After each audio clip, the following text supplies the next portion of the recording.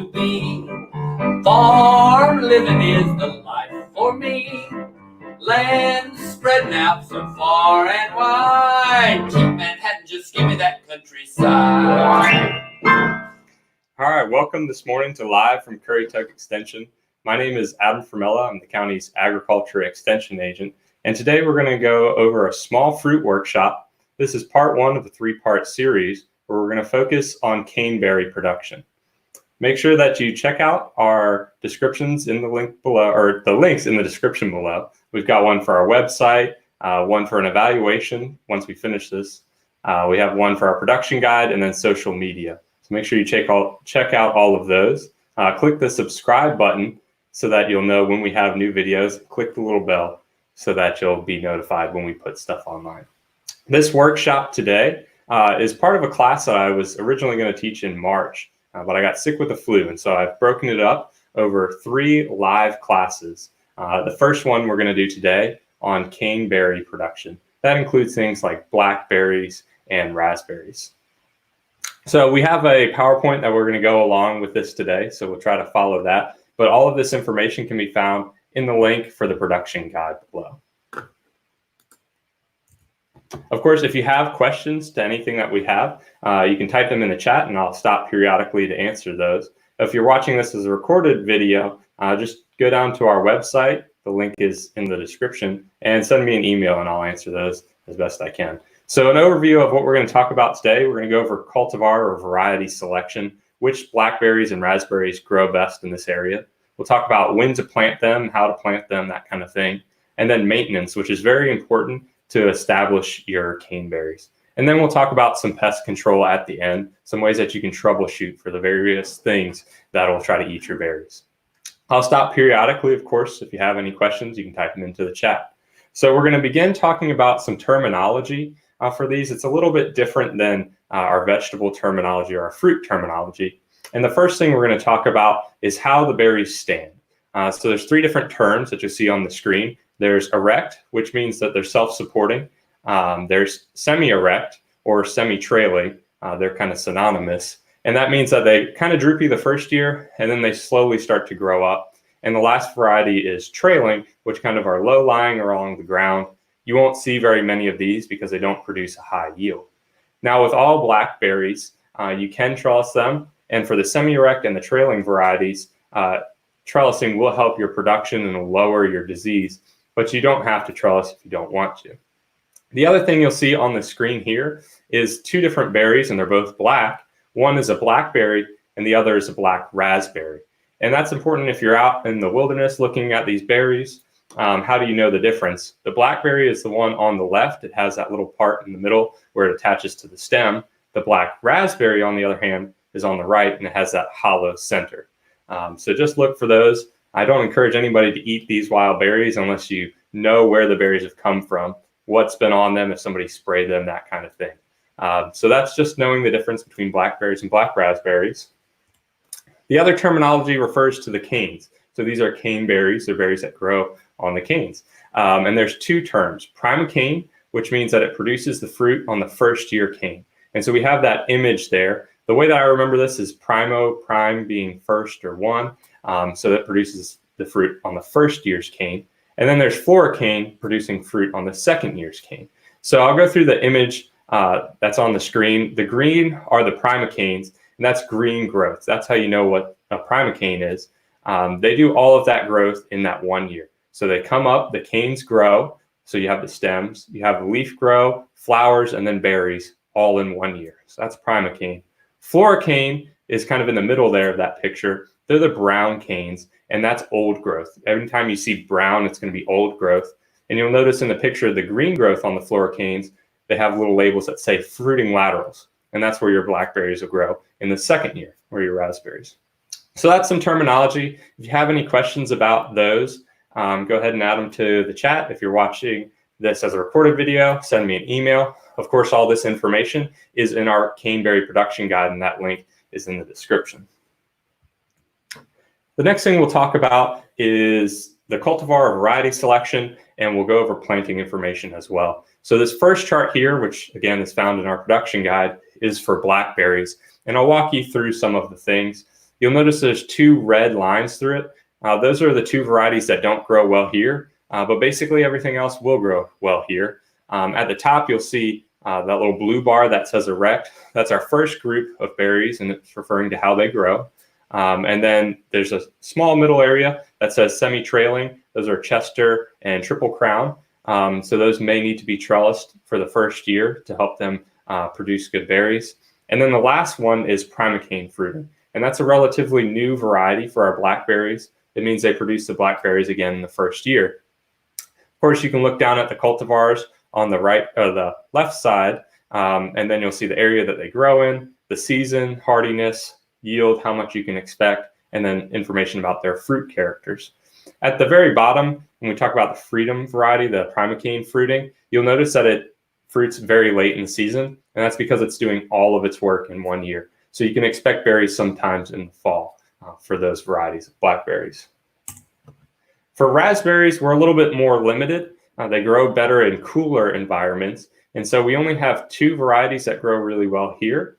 In the top, you'll see the red variety in that red box. That's Dorman Red, and it's a trailing variety. So it's one of those that doesn't produce quite as high, even though it says the yield is high. That's high for a trailing variety. And then the black cultivar, or a black raspberry, is the Mandarin, and that's a semi-erect variety that grows well here. So there's two main varieties to look out for if you want to grow raspberries.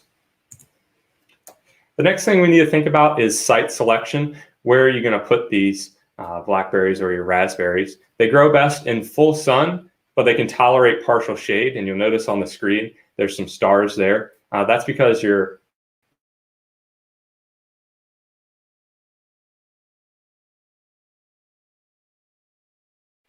looks like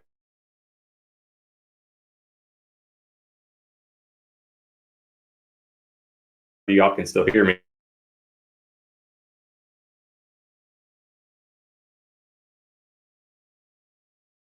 And what that means,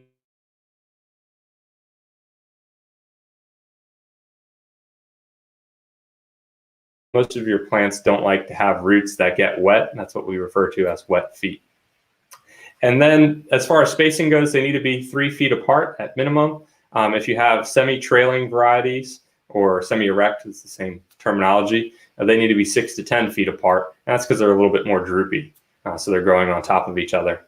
And then if you have trailing varieties like those red raspberries, the Dorman Reds, they need to be a little bit further apart than that. The last thing when you're picking a site, you'll want to get your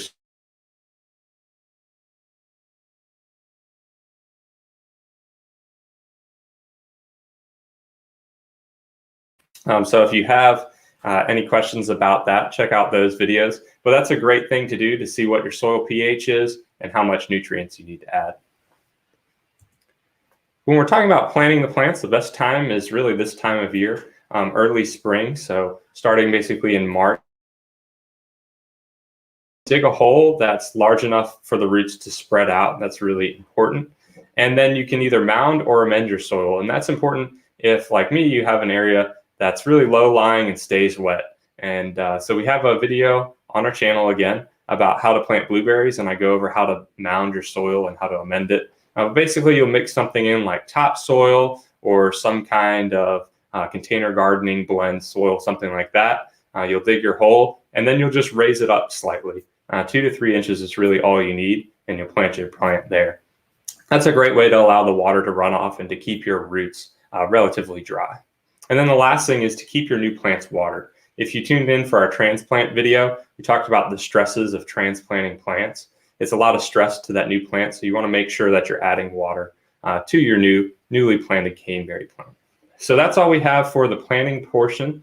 If you have any questions about that, go ahead and add them to the chat or send me an email if you're watching this recorded. And the next section will talk about some of the maintenance things that can help you to improve your yield, improve how big berries you get and how many berries you get.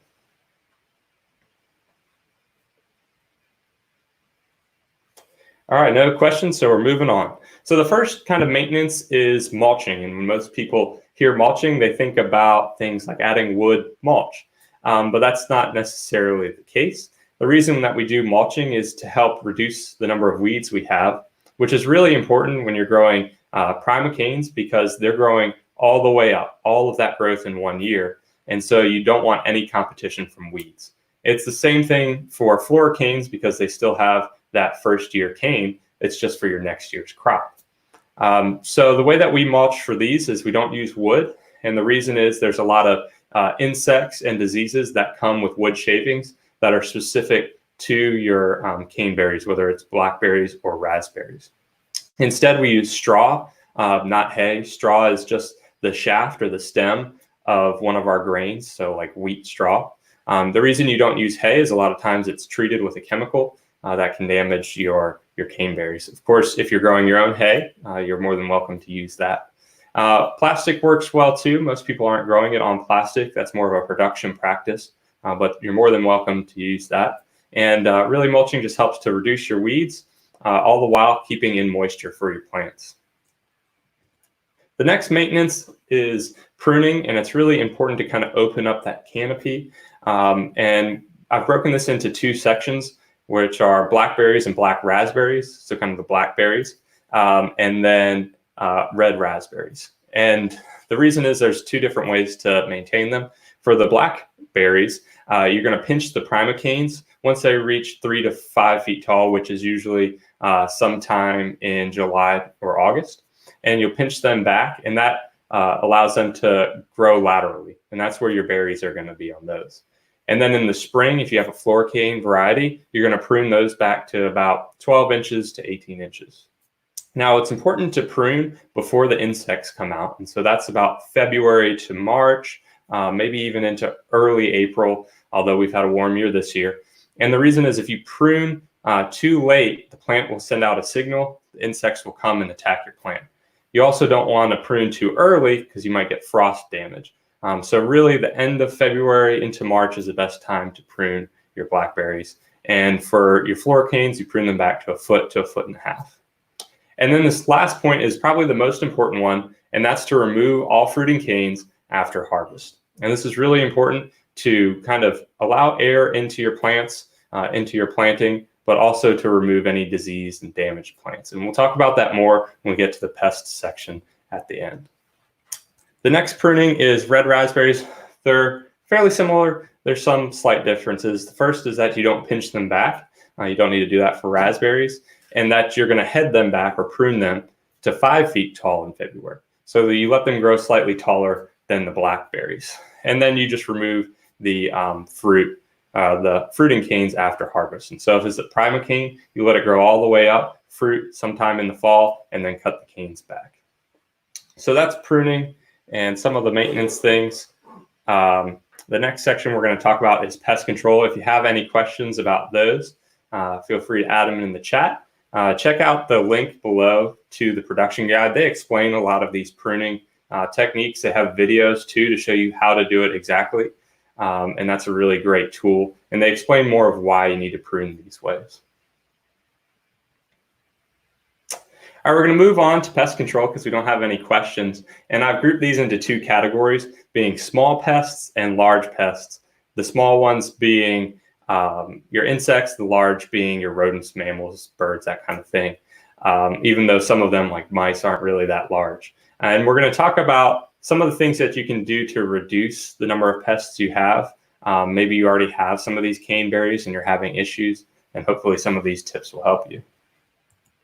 So the first one we're going to talk about is the large pests because they're easier to control. They're more visible because they are larger. And there's really 3 different areas that we talk about damage. We talk about damage to the leaves, to the stems, and to the berries themselves. So when we're talking about rodents, things like mice and rats, they will feed mostly on the stems when they're really young, if you have a primocane right when they're coming up, or if you have a trailing variety, they'll feed on the berries sometimes.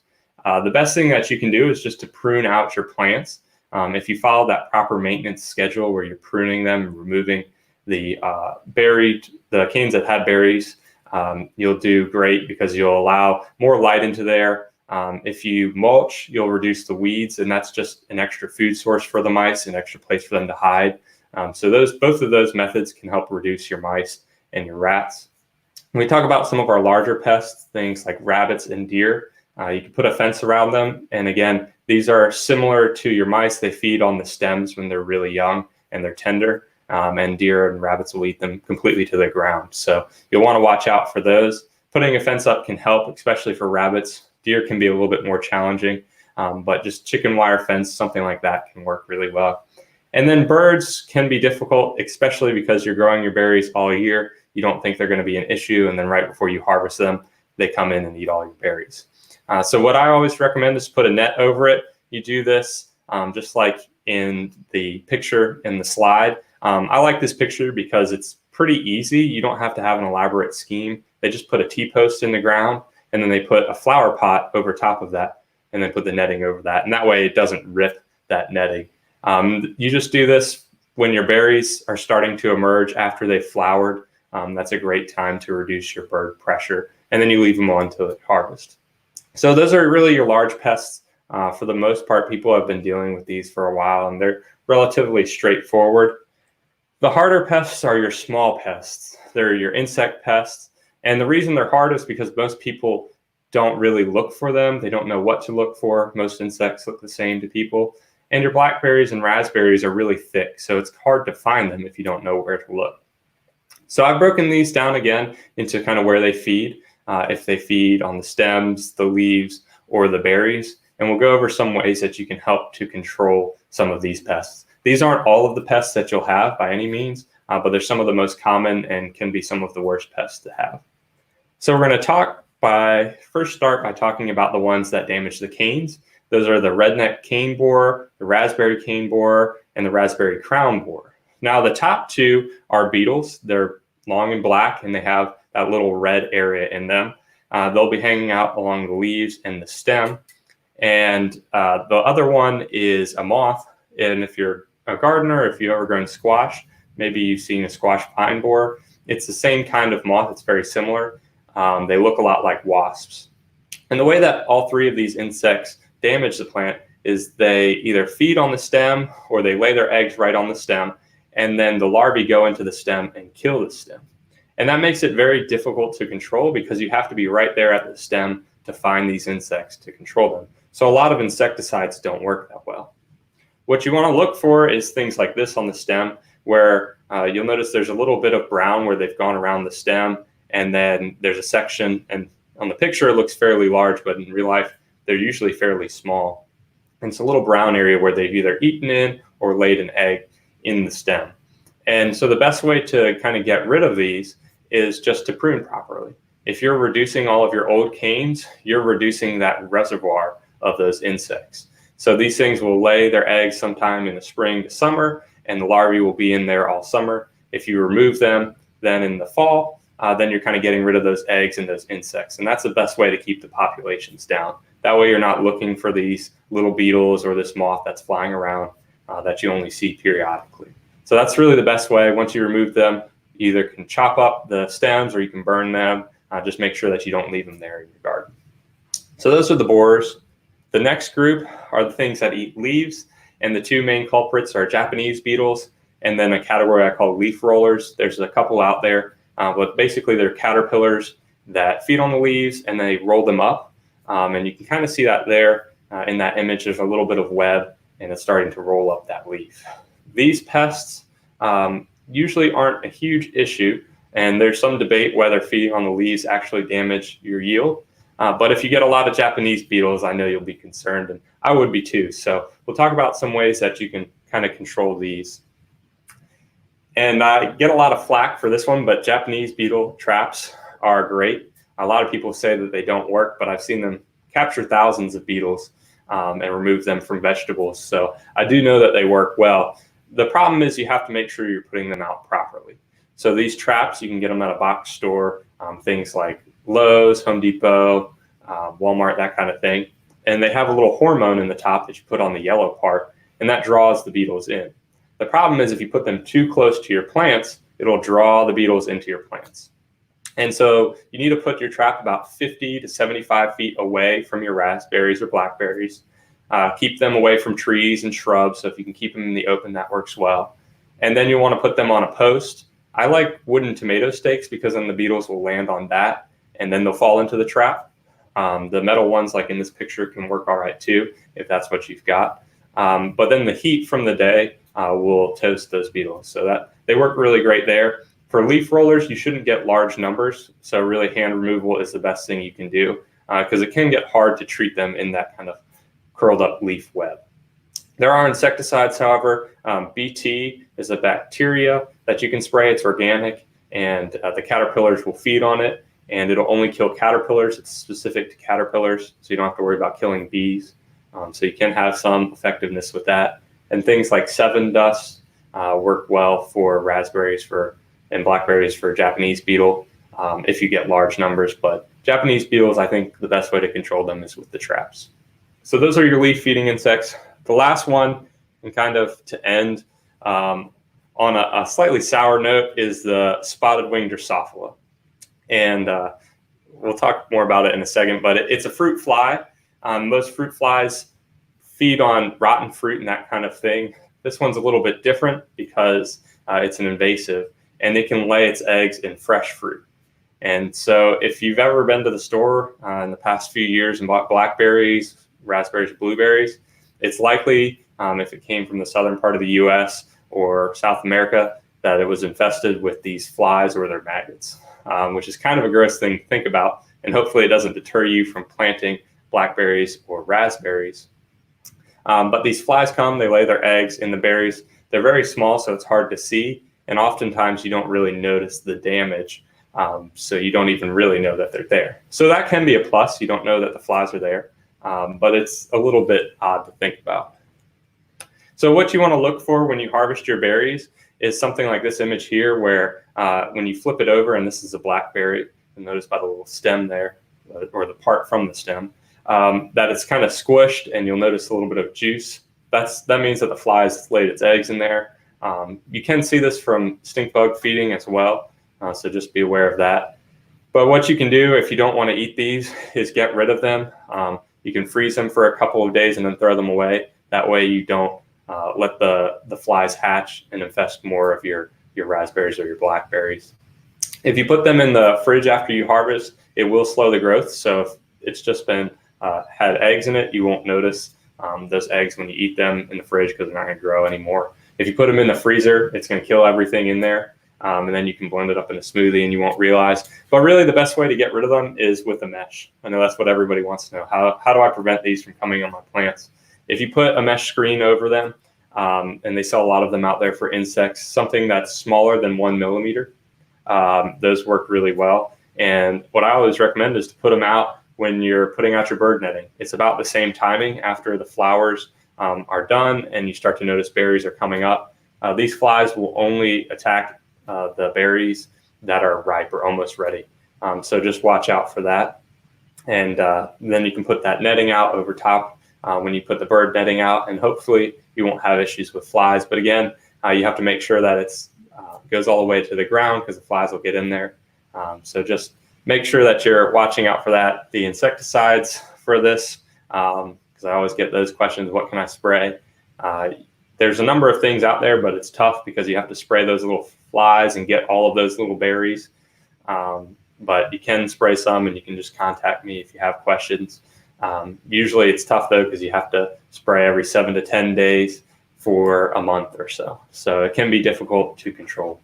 But that's all we have today live from Currituck. If you have any questions, go ahead and type them down in the chat, or if you're watching this recorded, you can go to our link for our website and send me an email. Make sure that y'all fill out the evaluation that's in the description.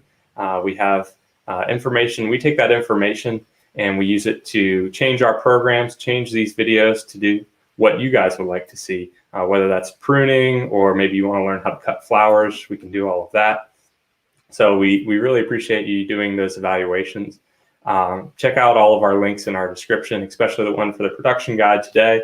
If you have any questions, I always copy those as a PDF, and that way I have them when I've forgotten all of this material and this presentation.